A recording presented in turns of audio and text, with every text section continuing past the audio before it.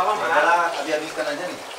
Kan bersyukur kepada Allah Subhanahu Wa Taala yang mana karena rahmat dan nikmatnya kita dapat dipertemukan kembali pada kesempatan kali ini.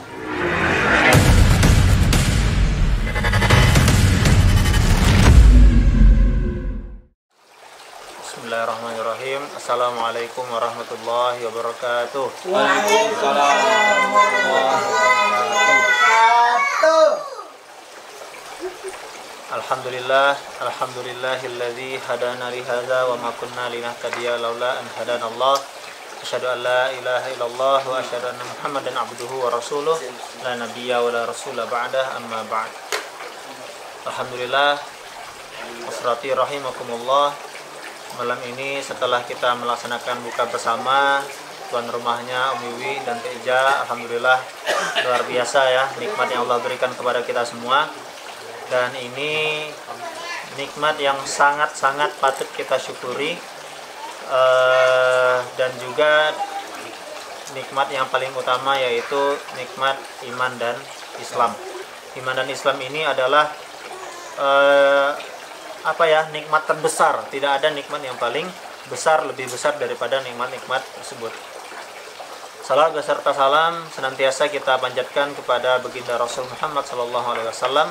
Allahumma sholli ala Muhammad wa ala ali Muhammad, yang mana beliau adalah tauladan kita, kekasih kita, murabbi kita, dan juga adalah contoh dari semua aspek kehidupan. Ya, jadi tidak layak kita mencontoh selain daripada Nabi Muhammad dalam setiap nilai-nilai kehidupan. Baiklah, pada kesempatan yang singkat ini, di suasana yang baru ini ya, dan kita yakin juga pastilah kita merindukan suasana iktikaf ya. 10 hari terakhir ini biasanya kita jam segini kan, tahun lalu kita berada di masjid SD ya, berada di masjid SD dan kita iktikaf. Ya. Tapi karena pandemi ini ya kita mungkin bisa saja sebenarnya ke sana, tapi kita nggak mungkin pula orang lain gitu kan. Nah itu sama aja nggak jadinya, walaupun di tempat-tempat lain ya, di mall, di bandara, di semuanya rame ya, kita nggak tahu ya, kita mau berserah kepada Allah sajalah daripada masa sekarang ini ya. Kalau Indonesia terserah katanya ya. Baiklah, karena malam ini menggantikan Ustazah Hanifah, ya Hanifah ya. Jadi yang namanya pengganti itu mungkin tidak lebih baik daripada yang digantikan ya. Jadi mudah-mudahan bisa lebih baik. Jadi melihat judulnya, mendahulukan kepentingan agama dibandingkan kepentingan pribadi. Nah, ini luar biasa ya. Kalau misalnya kita telisik lagi ini, sebenarnya kalau kita pikir-pikir kepentingan agama itu apa? Tidak. Ya, kepentingan agama itu apa ya? Kepentingan agama itu seluruh hidup kita. Hidup dan mati kita itu adalah seluruhnya kepentingan agama.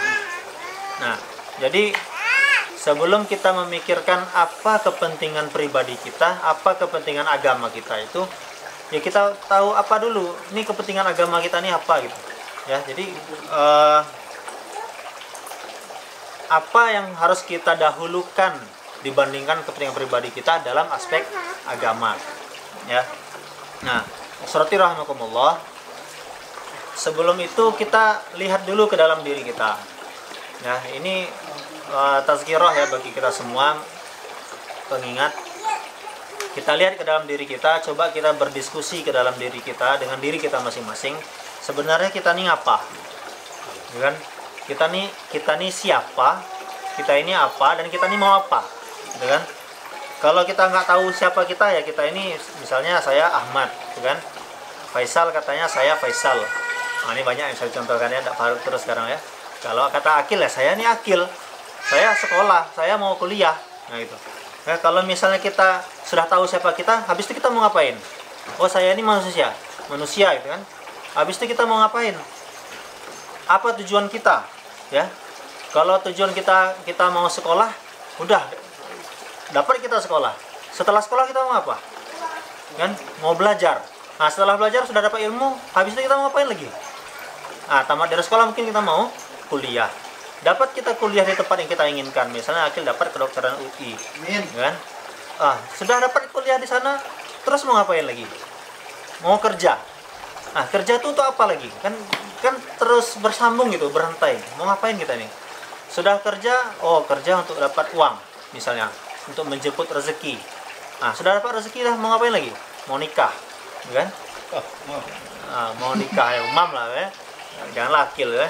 Lancang sekali Akil itu kan.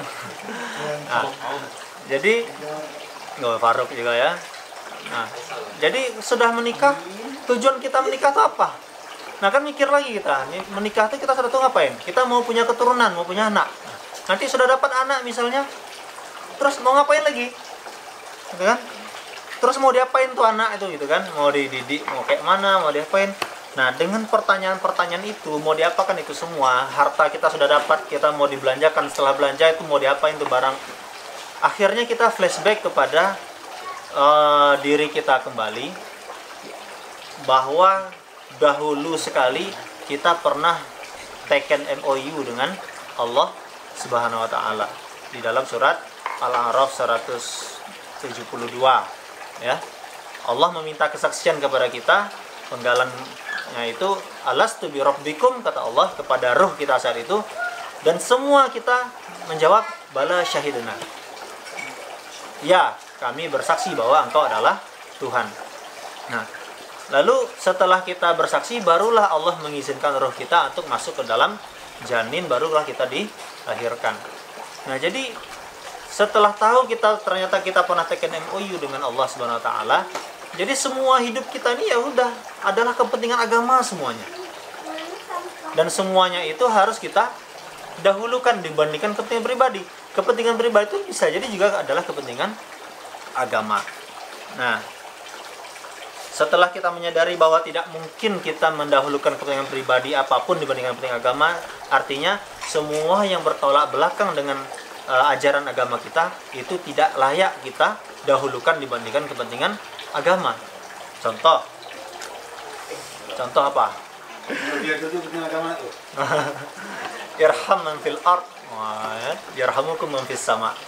Sayangi apa yang ada di bumi ini, maka kita akan disayangi ya yang di langit.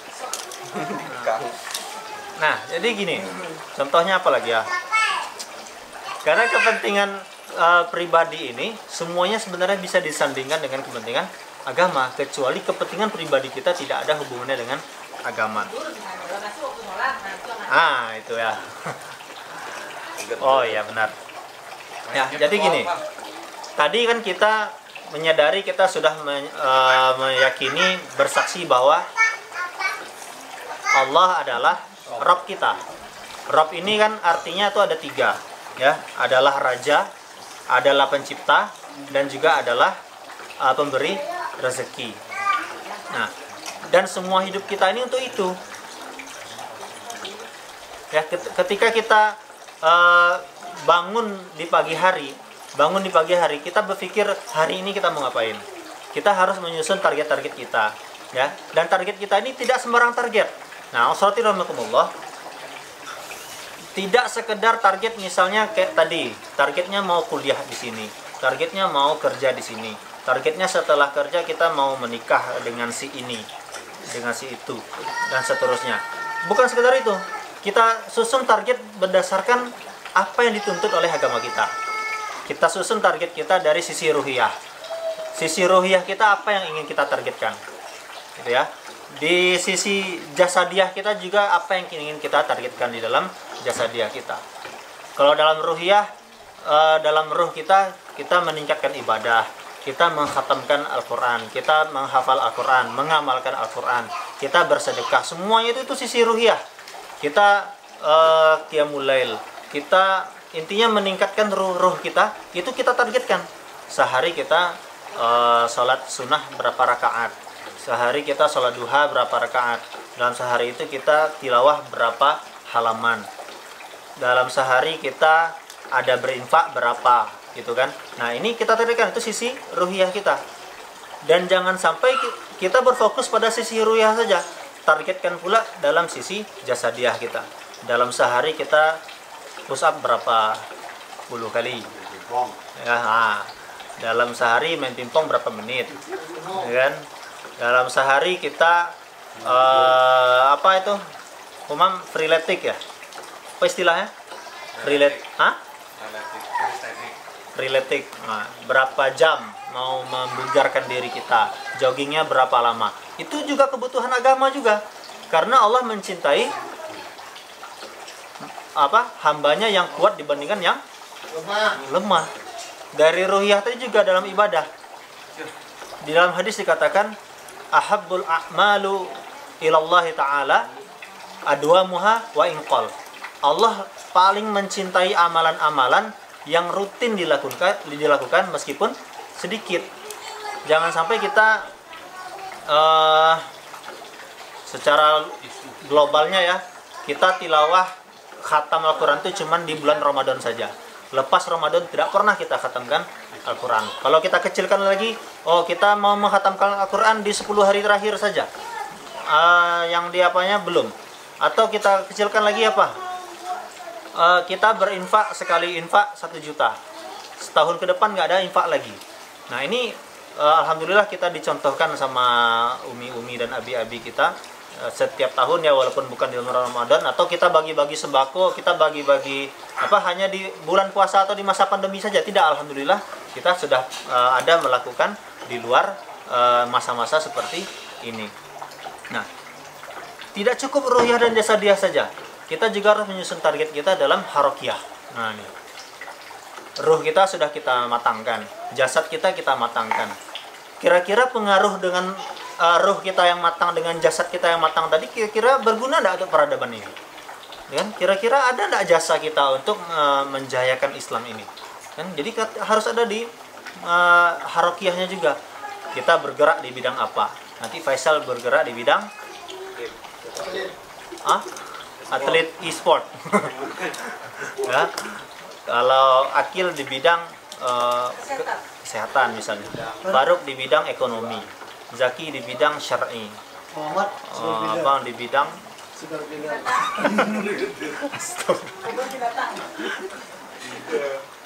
di bidang banyak ya, banyak bidang ya multi talent insyaallah ya, amin. Hanifah di bidang psikologi, Kak Ella di bidang psikopat, bidang farmasi, dan seterusnya. Banyak bidang-bidang kita manfaatkan itu. Itulah pergerakan kita untuk membangkitkan peradaban ini. Dan itu gak mungkin langsung terjadi. Contoh gini, misalnya Muhammad Al-Fatih. Ya, Muhammad Al-Fatih ini penakluk Konstantinopel di tahun 1453 ya. Nah, di tahun itu apakah tiba-tiba Sultan Al-Fatih ini langsung bisa menaklukkan Konstantinopel di tahun itu? Kan tidak. Perjalanannya panjang sekali sebenarnya. Awalnya berhubungan dengan ini, dia dididik oleh siapa, lalu dia berguru dengan siapa, prajuritnya bagaimana, pelatihannya, sudah gagal berapa kali, sudah survei berapa kali, sudah mengintai-ngintai berapa kali, sudah belajarnya berapa kali, latihannya berapa kali, dan barulah dia bisa seperti itu. Dan nanti kita pun nanti Faruk di bidang ekonomi misalnya, nggak mungkin tiba-tiba ahli gitu, nggak mungkin tiba-tiba dia menjadi hebat, pasti ada proses yang panjang. Jadi harus kita susun dari sekarang. Itulah aktivitas-aktivitas yang harus kita dahulukan kalau kita niatnya membangkitkan agama kita ini. Harokiyah ya tadi ya. Lalu fikriyah, kita targetkan aktivitas-aktivitas di bidang fikriyah. Kita ingin menambah wawasan kita, ya. Kita menambah wawasan kita. Tadi itu melihat kemarin ya, melihat notifikasi di HP Umi itu kan ada notifikasi YouTube. Notifikasi YouTube-nya itu sampai 40-50-an. Mungkin tidak ada dibuka ya. Tapi isinya itu ceramah semua. Ya. Kita pikir-pikir kan, kadang-kadang sendiri terpikir gitu. Kita tuh kadang mendengar ceramah itu kalau buka YouTube misalkan, mana yang nampak nggak sengaja lewat gitu. Nggak sengaja mau dengar ini Kadang-kadang kalau ada channel yang memang kita suka, kita butuh ilmu-ilmunya kan, kita subscribe aja misalnya gitu. Tapi belum, kadang-kadang ya nih kalau pribadi belum terpikir mensubscribe akun-akun yang isinya ceramah semua. Kadang-kadang mengandalkan apa yang lewat saja gitu kita baca. Padahal kalau kita ingin memenuhi kebutuhan fikriyah kita subscribe dulu semua channel-channel ceramah, kan banyak sekali ya. Nah, nanti muncul notifnya. Setidak habis paket semua. Ya. Jadi kita lihat itu salah satu ikhtiar kita gitu. Setiap sebentar tengok notif seperti WA lah gitu kan. Ada judul, oh iya ya, ternyata ada materi tentang ini, ada materi tentang ini. Nah, itu sepertinya bagus juga gitu. Jangan cuman mensubscribe prank-prank ya. Mensubscribe apa lagi? Tutorial, mensubscribe COC ya, Clash of Royale, apa lagi? Mobile Legend ya, dan seterusnya, High Day ya. Nah, itu terus ya. Ya. Nah, jadi teringat ini Khalifah Umar bin Abdul Aziz ya, Khalifah Umar bin Abdul Aziz ini diyakini dan di banyak ulama yang mengatakan bahwa dia ini bisa dikatakan bahwa adalah Khulafa Rasyidin yang ke-5, walaupun jaraknya jauh ya, ratusan tahun. Berapa tahun jaraknya? Tidak ingat. Berapa? Kil ini ahli sirah ya. Dokter sirah. Nah, jadi Umar bin Abdul Aziz ini dia di awal jabatannya ya, di awal dia menjabat, di awal dia dilantik menjadi khalifah, dia berbisik kepada ulama di sebelahnya. Dia mengatakan, inni akhafullah, aku takut kepada Allah. Nah, mengawali jabatan itu dia mengatakan, aku takut kepada Allah. Kita, siapa yang tidak kenal Umar bin Abdul Aziz ini, pencapaian-pencapaiannya gitu kan. Hanya dalam waktu 3 tahun saja berhasil dia menjadikan seluruh wilayah Islam itu tidak ada satupun yang layak menjadi penerima zakat mustahik ya. Para amil zakat disebar ke seluruh penjuru negeri, tidak ada satupun orang yang mau menerima zakat gitu kan. Sampai-sampai serigala tidak mau memburu domba gitu kan, karena sudah ada haknya masing-masing gitu, saking adilnya pemimpin saya itu. Kita bayangkan betapa kerasnya kerjanya dalam waktu 3 tahun bisa seperti itu ya kan. Makanya memang ya, dalam 3 tahun ternyata usianya singkat, dan beliau ini kan meninggal dalam usia muda ya, 39 tahun sudah meninggal Umar bin Abdul Aziz ini. Hanya 3 tahun menjabatnya dia meninggal.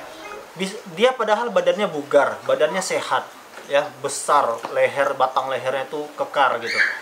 Tapi nggak nyangka orang meninggal dia 3 tahun setelah dia dilantik. Berarti kita bayangkan betapa kerasnya dia kerja sampai mungkin dia sakit dengan tubuhnya yang kuat seperti itu ya. Jadi itu di awal pemerintahannya juga Umar bin Aziz ini, karena kekhawatirannya bercampur ke kepentingan pribadinya dengan kepentingan agamanya, apa yang dia lakukan? Dikumpulkannya keluarganya semua, dikatakannya kepada keluarganya, kumpulkan harta kalian semuanya, masukkan ke Baitul Mal ya. Nah, nggak mau dia sedikit pun tercampur gitu. Hartanya itu ada hubungannya dengan harta milik negara. Memang di awalnya mungkin dia ada sedikit bergejolak keluarganya, tapi dia berhasil melewati itu semua ya. Bahkan dibilangnya ke istrinya, kalau nggak mau kembalikan harta itu pisah. Nah, sampai seperti itu betul ya kan. Nah, jadi nggak ada dunia ini ya, walaupun itu punya MacBook ya, punya HP baru ya, Kil ya, punya HP baru juga ya, Umam ya kan, punya apa dan lain-lain, itu tuh hanya pendukung-pendukung supaya agama kita ini sukses. Kita punya kamera untuk kita rekam hikmah-hikmah, pelajaran-pelajaran, ceramah-ceramah, kita sebar ke orang lain. Kita punya laptop untuk apalah, pokoknya untuk menyampaikan kebaikan semua. Semuanya wasilah ya, bukan tujuan. Nah, itulah kepentingan agama yang sebenarnya ya.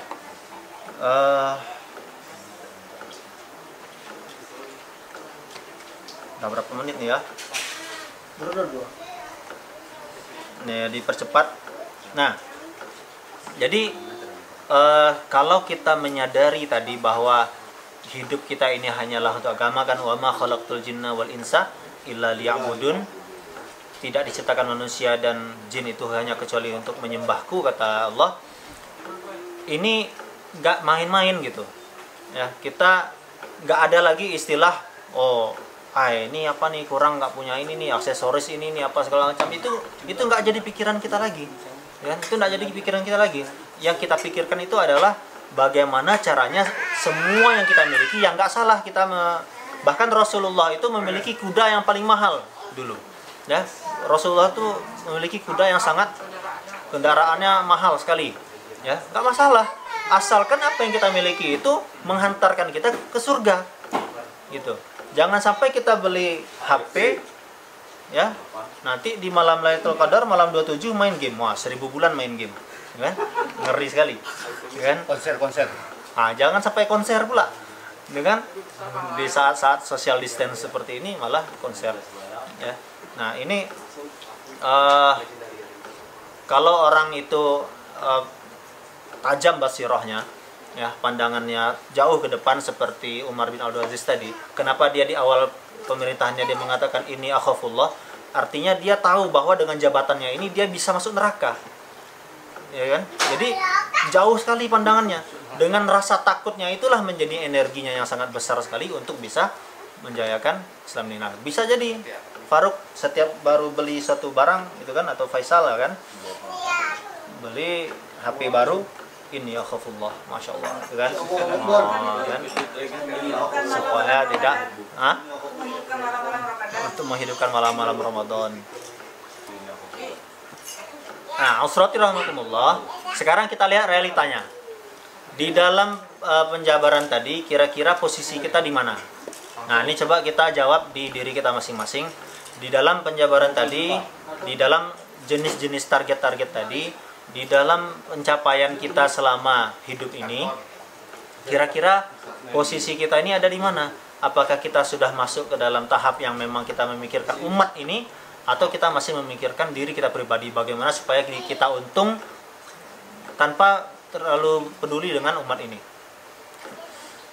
Hati-hati juga kita terjebak pada amalan-amalan yang kita sangka itu baik, padahal itu adalah setan yang menghiasi amalan-amalan tersebut seolah-olah tampak baik ya. Seperti ya banyak ya konser seolah-olah kayaknya baik itu kan, untuk donasi. Nah, padahal itu banyak ikhtilat di dalamnya dan seterusnya. Nah, kalau ini ya, kalau sekarang ini posisinya gini. Kalau posisi kita ternyata kita merasa jauh dari target-target itu,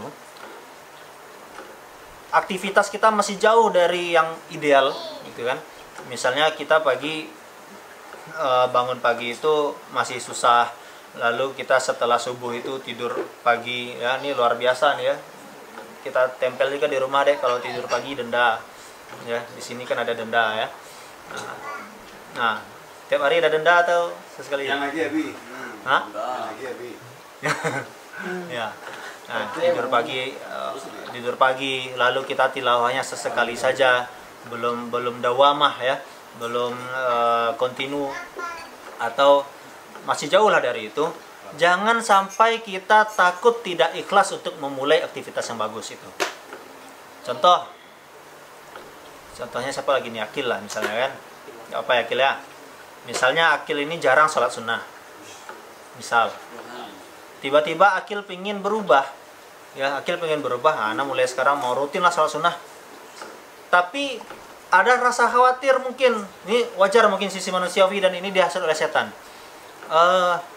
Nanti kalau tiba-tiba rajin sholat sunnah nanti dikira ini pula, ini kan dikira apa? Cari muko pula ya kan. Nah, ini dipandang biasanya oleh Faisal nih jarang sholat sunnah gitu kan. Nah, nanti tiba-tiba sholat sunnah kayak mau apa, kayak mau mulai sesuatu, atau kayak ada mau minta sesuatu pula ke orang tua nanti kan, nampak rajin soleh gitu kan. Nah, seperti itu. Jangan kita kayak gitu kan. Beramal saja kita ya, nggak usah takut. Atau kita samalah kayak perbahasan ria ya. Kalau misalnya kita berinfak, takut nanti besarnya infaknya nampak pula sama orang, nggak jadi kita infak. Justru itu yang ria ya. Nah, jadi jangan takut kita ketika ingin memulai kebiasaan yang baru yang baik. Nah, dan terakhir catatan ya yang perlu kita garis bawahi, kalau hidup kita sudah mulai terasa berat, sudah mulai banyak tantangan, sudah mulai banyak tuntutan, sudah mulai banyak apa lagi? Beban. Dan selagi kita masih berusaha untuk mengatasi itu semua, siap-siaplah, tandanya kita insya Allah akan naik kelas, gitu kan? Seperti burung elang, ya, burung elang itu kalau dia masih kecil mungkin terbangnya masih rendah. Kalau dia terbangnya masih rendah, kalau dia kena badai dia mungkin terombang-ambing, susah. Nah itu sudah mulai terasa berat. Semakin dia dewasa terbangnya semakin tinggi. Kalau burung elangnya sudah dewasa dia terbangnya bisa tinggi, ketika badai datang dia bisa terbang di atas badai. Di atas badai itu dia bisa mengangkangi badai itu, dilihatnya di bawah itu badai itu bergejolak, sedangkan dia tenang saja di atas melihat badai itu. Jadi dia melihat masalah itu biasa saja, tapi tetap berusaha untuk menyelesaikan masalahnya, bukan lari dari masalah. Ya, masalah apa yang muncul? Misalnya apalagi Faisal nih lagi dilema mau melanjutkan kemana? Nah ini masalah kecil nih, tinggal mau niat aja lagi. Nah, niatnya mau apa dah? Lanjut gitu kan. Akil nih lagi menyusun strategi supaya lulus di universitas yang diinginkan. Ini udah melewati ini ya, aman udah. Pokoknya kita kita lihat masalah itu dari atas, jangan lihat dari dalam masalah itu sendiri. Atau Humam misalnya lagi ngurus MM nih, banyak sekali nih Umi kakak nih minta laporan ini. Ya itu tandanya akan naik kelas. Kan?